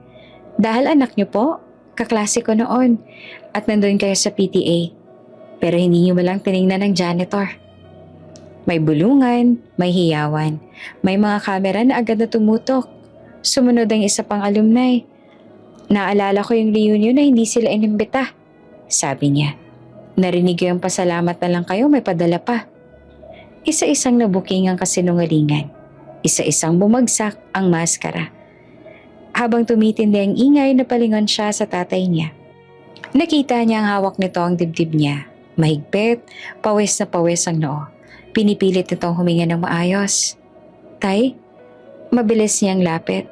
Binaba ang mikropono. Ngumiti naman ang tatay niya. Yung pamilyar na ngiting pilit. Okay lang, sabi nito. Pero nanginginig ang boses. Konti lang. Hindi niya na hinintay ang susunod na salita. Biglang bumigay ang tuhod ng tatay niya. Nahimatay ito. Nagkagulo ang venue. May sumigaw. May tumawag ng medic. Siya mismo ang sumalo. Inihiga ang tatay niya sa sahig. Hawak ang kamay na nanginginig at malamig. Tay, andito ako. Paulit-ulit niyang sabi. Halos pabulong. Huwag po muna. Dumating ang mga medic. Sinukat ang pulso. Binigyan ng oxygen. Dinala sa ambulansya habang ang buong venue ay tahimik. Parang biglang natauhan. Sa ospital, amoy disinfectant at katahimikan ng sumalubong. Sa ER, pinapasok ang tatay niya. Nakaupo siya sa labas. Nakapulupot ang mga kamay. Nanginginig ang tuhod. Lumabas ang doktor makalipas ang ilang sandali. May matagal na po siyang iniindang sakit. Sabi nito na maingat. High blood pressure at nagkaroon po ng komplikasyon sa puso. Kailangan po sana ng regular na gamutan. Napapikit siya. Hindi po ba siya umiinom? Umiling ang doktor. Mukhang matagal na pong hindi. Base sa history, inuuna niya po ang iba. Parang may tumama sa dibdib niya. Naalala niya ang lahat. Ang pagpasok ng tatay niya kahit na may lagnat. Ang ubo sa gabi. Pagwawalis kahit nanginginig na ang kamay. At biglang malinaw ang isang katotohanan na matagal niya nang iniiwasan. Hindi uminom ng gamot ang tatay niya dahil ang pera na lahat ginamit para sa pag-aaral niya. Umupo siya sa sahig ng hallway. Hindi niya alam kung iiyak ba siya o sisigaw. Parang may bumalot na katahimikan sa ulo niya. Tay, bulong niya sa sarili. Bakit hindi niya sinabi? Paglipas ng ilang oras, nailipat na ang tatay niya sa kwarto. Nakahiga, payapa, may tubo ng oxygen. Nang magmulat ito ng mata at makita siya, pilit itong ngumiti. Pasensya na, mahinang sabi ng tatay niya. Ayaw katang abalahin. Hinawakan niya ang kamay nito. Magaspang pa rin pero mahina na. Hindi po kayo abala, tay. Sagot niya na basag ang boses. Ako pong may kasalanan. Dapat mas maaga. Umiling ang tatay niya. Hindi, sabi nito. Tama lang ang lahat. Nakita mo ba? Narinig na nila. Pumatak ang luha niya. Hindi po sapat yun kung pakinggan mo ako. Putol ng tatay niya. Mahina pero malinaw. Kung may ipagpapalit man ako, ipagpapalit ko ulit ang gamot ko para sa pag-aaral mo. Dahil ikaw ang pag-asa ko. Napayuho siya. Hindi niya kinaya ang bigat ng mga salitang yon. Sa labas ng ospital, kumalat ang balita. Ang parehong mga tita at tito na nag-angkin ng tulong. Ngayon ay tahimik. May ilan pang nagsubok humingi ng paumanhin. Hindi niya sinagot. Sa social media malinaw ang hatol. Hindi na ito chismis. Hindi nakakahaka. May mga saksi. May mga ebidensya. May katotohanang tumayo sa liwanag. At sa isang ospital na kwarto, tahimik na nagtagpo ang dalawang mundo. Ang mundo ng ingay at ang mundo ng sakripisyo. Hindi pa tapos ang laban. Pero sa araw na yon, hindi lang napahiya ang mga nagkunwari. May isang katotohanang sumigaw ng mas malakas kaysa kahit anong mikropono, na ang tagumpay ng anak ay may presyong matagal na ang binayaran ng ama. At ngayon, panahon na para siya naman ang magbayad pabalik. Unti-unting bumalik ang lakas ng tatay niya. Hindi agad, hindi madali. Pero araw-araw may maliit na progreso. Isang hinga na mas magaan, isang hakbang na mas matatag, isang ngiting mas buo. Sinunod na nito ang gamutan. Hindi na ito nagmamatigas. Sa wakas, pumayag na itong unahin ang sarili. Sa'yo na ang gastos. Biro ng tatay niya minsan habang inaayos ang IV stand. Hindi na, sagot niya. Sa atin na. Sa paglabas sila ng ospital, may kakaibang katahimikan sa paligid. Parang matapos ang mahabang bagyo, ang mundo'y huminto sandali para huminga. Sa sasakyan, nakaupo ang tatay niya sa tabi ng bintana, nakatingin sa daan. Parang unang beses itong maglakbay ng walang hinahabol na oras. Ilang linggo ang lumipas, dumating ang imbitasyon. Isang school event, isang espesyal na pagtitipon, para parangalan ang mga individual na naging haligi ng komunidad ng paaralan. May alumni recognition, may student leaders, may guro, at may isang bagong kategorya, Unsung Heroes. Inimbitahan po namin ang tatay ninyo bilang guest of honor. Sabi ng principal sa tawag. Kung papayag po kayo, napatingin siya sa tatay niya. Tahimik itong ngumiti. Kung makakatulong, sige. Sa araw ng event, maaga silang dumating. Hindi na naka-janitor uniform ang tatay niya. Nakamaayos sa damit. Simple pero malinaw ang dignidad. Malinis ang sapatos. Tuwid ang tindig. Hindi na ito nagtatago sa gilid. Habang pumapasok sila sa venue, may mga bumabate. May mga guro na lumalapit. May mga alumni na kumikilala. Hindi dahil CEO ang anak niya, kundi dahil kilala na ang sakripisyo ng ama. Nang tawagin ang pangalan ng tatay niya, tumayo ang buong venue. Palakpakan, mahaba, totoo. Umakyat siya sa stage kasabay ng tatay niya. Inabot ang mikropono. Sandali siyang huminga. Kung hindi dahil sa janitor na to, sabi niya na malinaw ang boses. Wala ako dito. Tahimik ang lahat. Hindi niya ako tinulak sa harap. Hindi niya ako pinagyabang. Tahimik lang siyang naglinis ng sahig. Nagtiis ng sakit. At nagbuhos ng lahat. Pati ng sarili niya para lang makapag-aral ako. Lumapit siya sa tatay niya at niyakap ito. Mahigpit, matagal. Sa yakap na yon, parang bumalik ang lahat. Ang tape sa sapatos, ang tinapay at asin, ang ubo sa gabi, ang lagnat sa hagdan. At sabay-sabay din, parang napalaya ang bigat. Hindi lang ako yumaman, dagdag niya. Ibinalik namin ang dignidad ng tatay ko. May mga luha sa audience. May mga palakpakan ulit. May mga nakayukong ulo. Hindi sa iya, kundi sa paggalang. Matapos ang programa, umuwi silang magaan ng pakiramdam. Parang mainaisara ng kabanata. Pero hindi pa pala. Kinagabihan, bumalik sila sa ospital para sa follow-up check-up. Tahimik ang hallway, amoy disinfectant, mga ilaw na maputla. Habang inaayos ng nurse ang schedule, naiwan siya sa upuan sa labas ng kwarto. Hawak ang lumang pitaka ng tatay niya.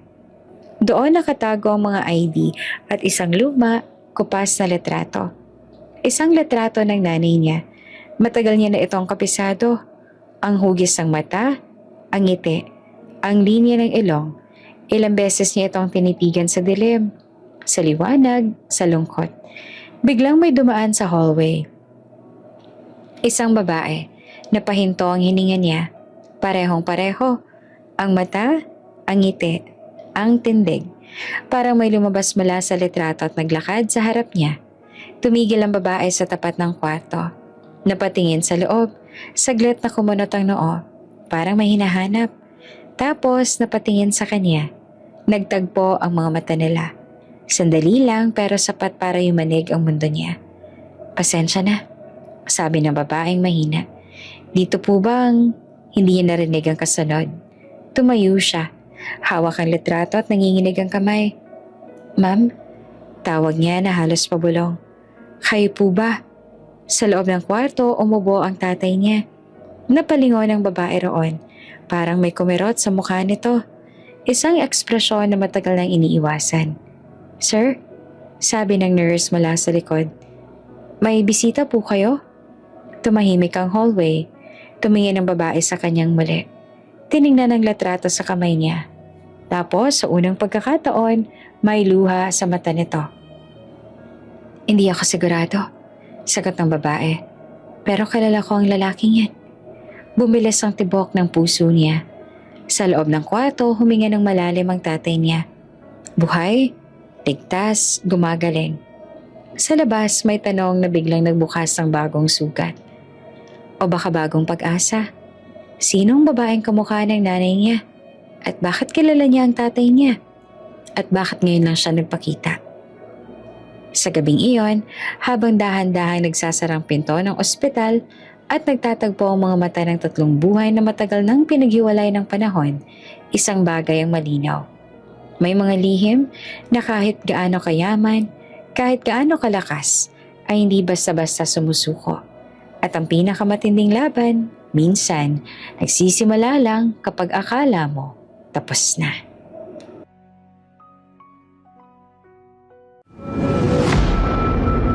Kung bago ka pa lang sa channel na ito, Ate Jane TV, huwag kalimutang pindutin ang notification bell and subscribe button.